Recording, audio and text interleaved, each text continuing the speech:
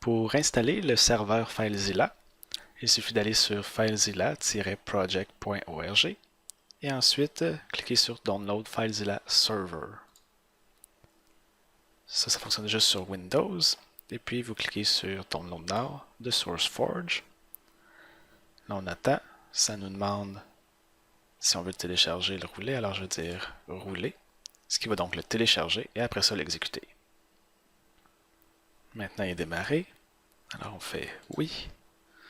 Je vais minimiser la fenêtre pour bien voir.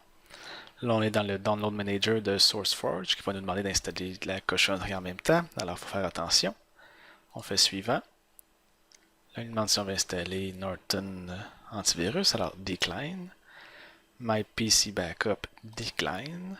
Et ensuite, installer maintenant. Là, on est dans le vrai installateur de FileZilla Server. On fait I agree. Après ça, on peut laisser par défaut tout ce qu'il y a là. Suivant. Suivant. Maintenant, il demande de certaines informations. Donc, normalement, on va le laisser démarrer comme un service Windows. Donc, à chaque démarrage de Windows, il va démarrer automatiquement.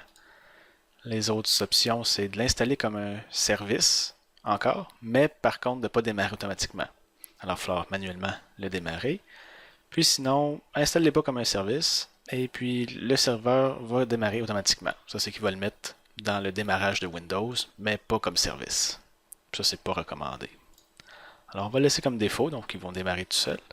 Et puis ça, c'est le port pour l'interface de FileZilla, l'administration. Alors, il y a un programme d'administration qui va rouler où est-ce qu'on peut définir quel répertoire qu'on veut partager, les utilisateurs et tout le kit. Puis ça va écouter sur ce port-là. Alors, on peut le laisser par défaut. Et on peut laisser cocher aussi de démarrer le serveur dès que c'est terminé. Alors, on fait suivant. Ensuite, il demande quand est-ce que l'interface d'administration devrait être ouverte. Alors, par défaut, c'est dès que quelqu'un se connecte, donc quelqu'un ouvre une session Windows, ben ça va ouvrir l'interface. Sinon, on peut dire de le démarrer manuellement. Et puis, on peut laisser cocher de démarrer l'interface une fois installée. Alors, on y va, on installe. On fait fermer. On fait OK. Et puis ça, c'est l'administration. Alors, c'est ici qu'on va tout configurer. Je peux le fermer. Et puis, pour l'ouvrir, il est ici. FileZilla Server Interface. OK. Et on est à l'intérieur.